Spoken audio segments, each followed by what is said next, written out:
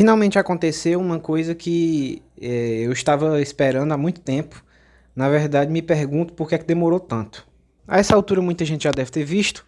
O Henri Bugalho fez um vídeo, acompanhado inclusive de uma moça comentando um assunto aí, e eles entraram no assunto de sexualidade.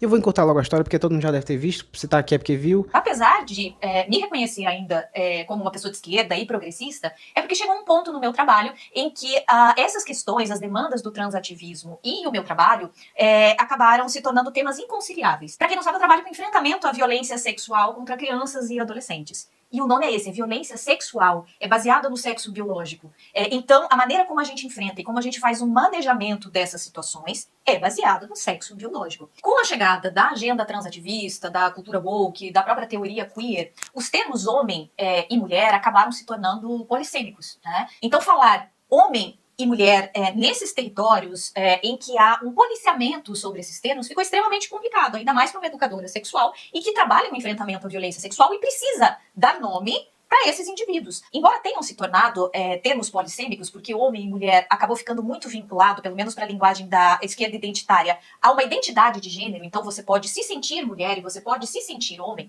falar de mulher biológica, homem biológico, macho, fêmea, se tornou inaceitável. É um vídeo que causa essa polêmica basicamente porque temos uma moça ali que está explicando o trabalho dela, que é lidar com vítimas de violência sexual, e que ela explica que todos os mecanismos que são utilizados no trabalho dela para identificação e para tratar dessas vítimas são mecanismos baseados na dicotomia entre macho e fêmea, entre homem e mulher, né, o macho e a fêmea da espécie humana. E que o discurso transativista e identitário que tenta turvar o entendimento do que seja homem e mulher, misturando isso com um conceito pós-moderno de identidade e gênero e essas invenções pós-modernas aí que são discutidas dentro da sociologia, mas que são discussões, isso não é concreto, isso não é uma coisa palpável.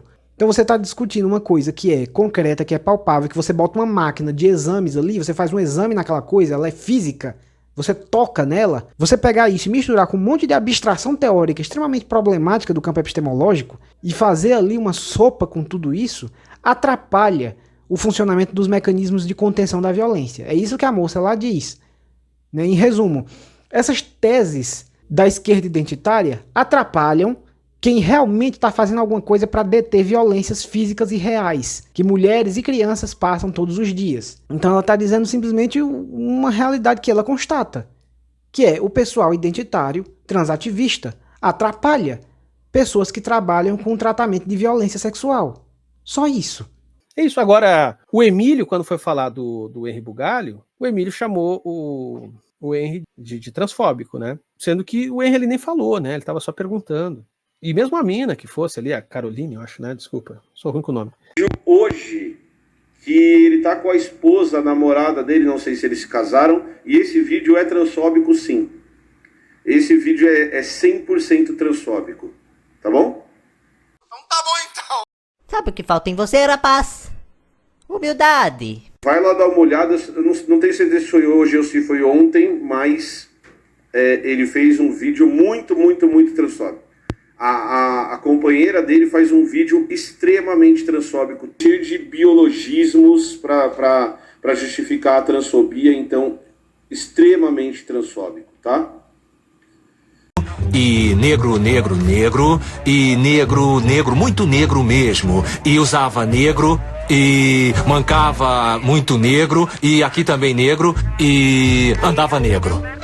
E para surpresa de muita gente, inclusive a minha, o Henri Bugalho pistolou com isso. Foi para cima do Emílio com tudo, bastante agressivo, uma resposta realmente vociferando, coisa que ele não faz contra outros opositores, que são realmente opositores, como Nando Moura da vida e outros aí do campo oposto, da direita e tudo mais, e que o Henri Bugalho nunca respondeu com tanta agressividade, ele respondeu com essa agressividade ao Emílio.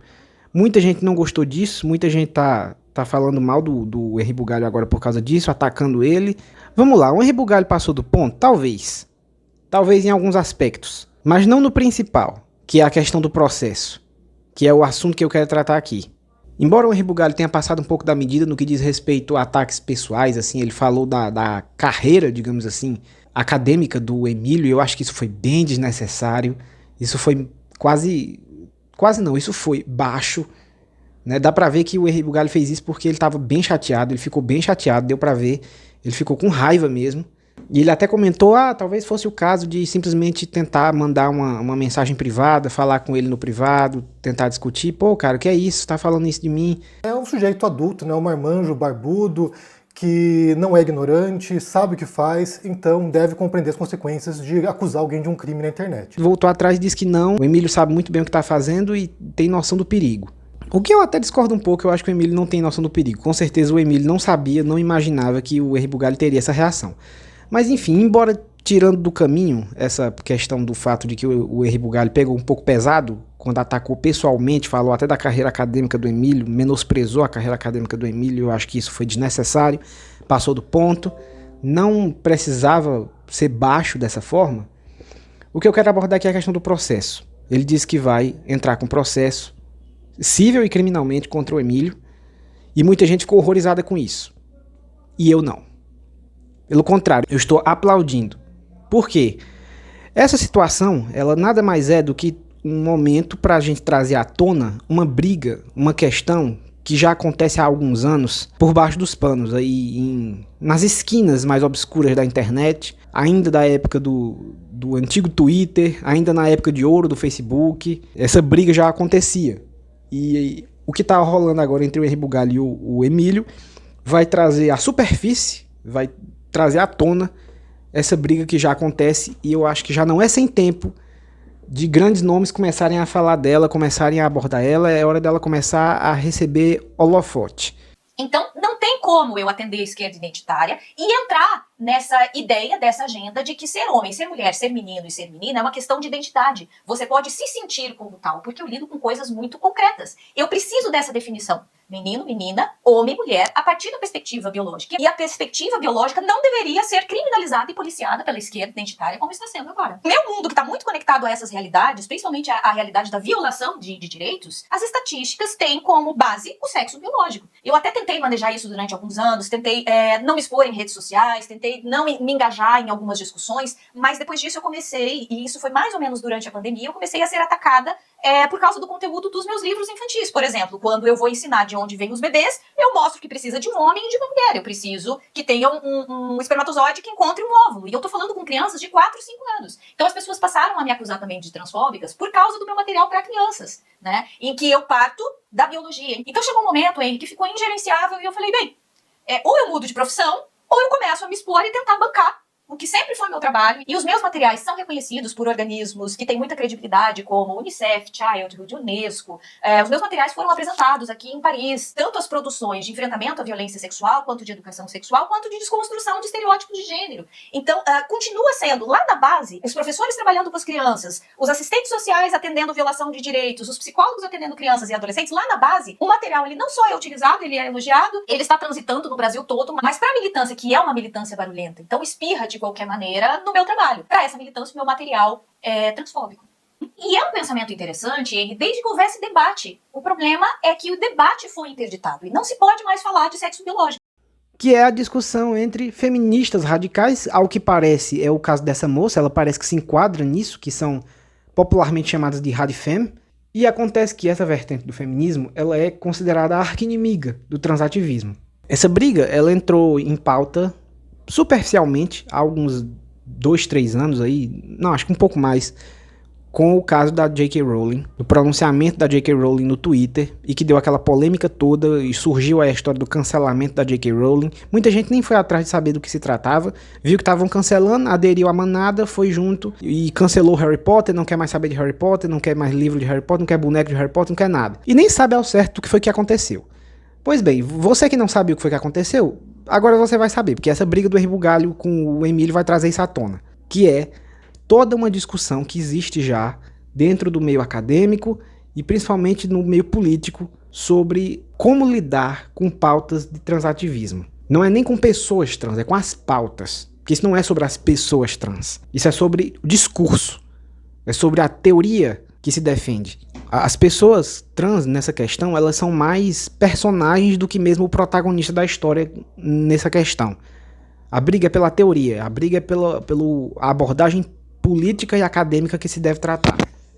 Perdendo a carteirinha de esquerda, eu ganhei a carteirinha de radifem, né, que é a de feminista radical. E hoje eu vejo isso como um elogio, porque se a gente se aprofunda no debate que está sendo desenvolvido pelas feministas materialistas, feministas radicais, críticas de gênero, elas realmente estão lutando pelos direitos das mulheres e crianças. Então eu tenho orgulho que me chamem de feminista radical, porque se você ultrapassa esse estereótipo de que é uma mulher angustiada, que faz barulho, que é trans excludente, elas são muito fiéis a uma teoria muito robusta. Inclusive Simone de Beauvoir, que começou a ser usada pela teoria queer, pelo transativismo, para justificar o que seria uma identidade de gênero. Quando a Simone de Beauvoir fala no segundo sexo, não se nasce mulher, torna-se mulher.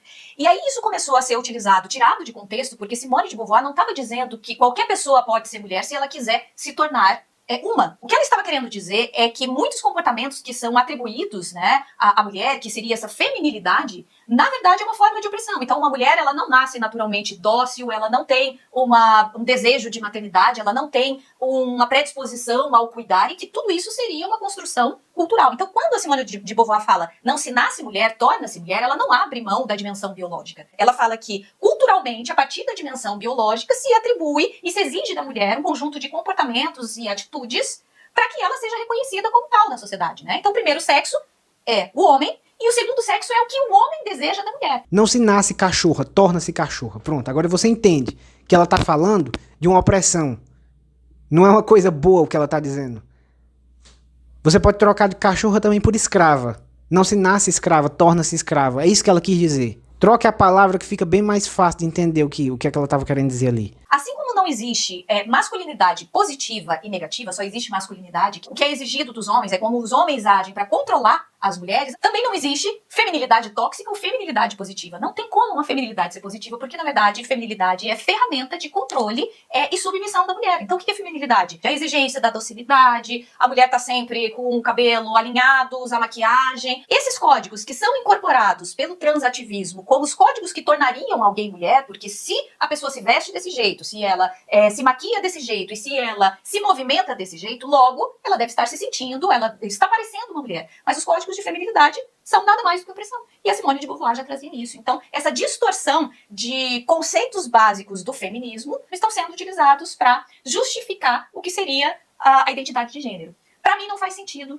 a ideia de identidade de gênero. Essa frase, para mim não faz sentido a identidade de gênero, vai soar bem arisca no ouvido de muita gente. Só que é aí que tá o problema, né? Porque, como eu disse, isso é uma discussão dentro do campo acadêmico, sociológico, filosófico. E filosoficamente, eu mesmo já escrevi um artigo imenso questionando todo o conceito de identidade de gênero e como ele não tem sustentação lógica nenhuma. Porque a própria ideia de gênero não possui substância ontológica. Eu não vou entrar aqui nisso, porque, como eu disse, eu teria que fazer um vídeo gigantesco para justificar essas coisas. E o objetivo aqui não é esse. Eu quero uma coisa rápida, direta, curta e bem prática aqui. O problema aqui é que pessoas que não têm o mínimo de estudo em filosofia, em lógica formal, a pessoa que não entende pataquada de nada dessas questões técnicas aqui da filosofia, querem se achar no direito de vir se ofender com o que a gente discute e querem bagunçar o debate, querem impedir o debate. Não pode, isso aí é ofensivo, não sei o quê. Não, velho, peraí. Ele tá discutindo aqui conceitos técnicos e trazendo a argumentação, apresentando as teses, e fulaninho querendo se ofender com o que está sendo dito, sabe? Fulaninho que, diga-se de passagem, não tem letramento algum em filosofia, não sabe porcaria nenhuma de configuração dialética para discutir um tema, sabe? Para formulação de uma tese, não sabe o que é um silogismo, a criatura não sabe o que é um silogismo e ela quer vir se ofender com a discussão técnica filosófica do conceito. Então, assim, para essas pessoas que não sabem nada, a elas só resta calar a boca, tá? Ou então ir estudar. Aí você vem subir pro play. Você vai estudar lógica, você vai estudar filosofia, você faz lá uns 2, 3 anos de filosofia, pelo menos. Aí você fica minimamente entendido das regras do jogo. Aí você vem jogar com a gente, tá? Ficar no comentáriozinho xingando e se achando ofendidinho, não dá, tá bom? Você vai aprender as regras do jogo e aí você sobe pra jogar com a gente. E aí você vai disputar também. Você vai poder apresentar a sua argumentação. Agora o que eu vejo muito é gente que não tem entendimento de porcaria nenhuma do assunto e que simplesmente vem xingar. E isso me dá nos nervos. Porque senão a gente começa a cair num apontando o dedo pro outro e ninguém tem razão. Então, assim, tipo, eu conversei com os dois e tudo isso que eu tô falando aqui, eu falei pros dois, imagino que nenhum dos dois vão ficar incomodados com o que eu tô falando. Eu acho que a gente tem condições de discordar, e discordar legal, assim, com argumento, como eu tô tentando fazer aqui, sem ficar produzindo injúria, né? Sem ficar, sei lá, acho que dá pra gente buscar fazer isso. Como eu já mencionei várias vezes, o caso da J.K. Rowling foi todo em cima disso. Só que com muito sensacionalismo em cima, tornando nebuloso ali o assunto. Mas a questão era essa. J.K. Rowling também é uma mulher que parece ser voltada para pautas do feminismo radical. E claro que isso irritou os transativistas. Por quê? O feminismo radical, eu não tenho como tratar disso em termos rápidos aqui. Se eu for entrar nessas questões, eu teria que dar uma aula, eu teria que fazer um vídeo aqui de 2 horas que eu sei que ninguém vai assistir. Então aqui é uma tortura para mim, porque todo conceito que eu vou entrar, que eu vou abordar, eu tenho que explicar uma série de pormenores daquele conceito, que eu sei que vai tornar o vídeo prolixo, enrolado, enfadonho, e ninguém vai assistir. Então eu sinto muito se o que eu vou falar vai parecer superficial, porque eu não vou poder explicar os pormenores. De forma bem resumida, da forma mais clara que eu consigo dizer, o feminismo radical, ele se apega a questões que o transativismo tenta apagar. O transativismo, para ele existir, tem que fazer de conta que certas coisas não existem. E essas certas coisas que ele precisa fazer de conta que não existem são vitais para definir o que é abuso, o que é violência, o que é a exploração que existe dentro do sistema patriarcal. São as engrenagens do sistema que o feminismo radical vai lá e coloca uma lupa em cima. Olha, tá aqui a engrenagem, ele funciona assim, é isso aqui que a gente tem que destruir. E aí, essas coisas que o feminismo radical coloca a lupa em cima são exatamente coisas que o transativismo, para que ele exista, ele precisa fingir que essas coisas, que essas engrenagens não existem. Eles fecham os olhos para elas, ou pior, em alguns casos eles tentam pintar essas coisas de rosa. Ele pega essas engrenagens do sistema patriarcal de exploração e pinta de rosa, para dizer, olha que bonitinho. E faz adereços com essas engrenagens e coloca nas pessoas, para poder as pessoas se enfeitarem com as engrenagens do sistema de exploração que o feminismo radical está tentando destruir. Então, em termos bem leigos aqui, bem chulos, seria como se existe uma casa que tá, sei lá, uma casa que ela tá com uma radiação emanando dali. E aí o feminismo radical diz, olha, a gente tem que isolar e demolir essa casa. A gente tem que aterrar essa casa, que só aterrar ela, joga um monte de bagulho em cima, tampa isso para que a radiação pare, para poder parar de fazer mal a gente. E aí ele vem com um trator, o feminismo radical, o radicalismo vem com um trator para tentar derrubar, demolir e só aterrar essa casa que tá emanando radiação. E aí vem o transativismo do outro lado. Não faça isso não derruba essa casa não, que eu quero morar aí dentro. Olha, eu trouxe aqui o pintor pra gente pintar a casinha de rosa pra gente morar dentro. É basicamente isso aqui, em termos bem chulos. Então, assim, por causa disso, acontece uma briga homérica entre o feminismo radical e o transativismo. Justamente com esse desafio de abordar certas questões, porque são tópicos espinhosos demais para que você tenha uma perspectiva que não esteja alinhada com um tipo de cartilha ideológica que determina aquilo que você pode pensar sobre certos assuntos. Você tentar pensar de maneira independente sobre certas questões te joga para o campo oposto. Nesse sentido, a gente tem que pensar que nos últimos anos a gente observou um movimento, né, que foi muita gente que você jamais pensaria que era de esquerda, sendo jogado para a esquerda, porque você tinha um governo de extrema-direita, então foi jogando as pessoas para o outro lado. Na medida que o discurso foi se orientando para a extrema-direita, isso foi aumentando aquilo que se entende como esquerda, porque seria qualquer pessoa se opondo ao Bolsonaro. E depois que o Lula vence a presidência, iniciou um rebote, né? Então, assim, na medida que o discurso vai se aproximando agora da extrema esquerda, da esquerda radical, joga todo mundo para a direita. Então, assim, se você é alguém que discorda de algum ponto específico, você acaba sendo atirado para outro lado, porque não há um espaço de debate, não há um espaço de divergência, não há um espaço para que você possa discordar de postulados que às vezes são, por si próprios, absurdos.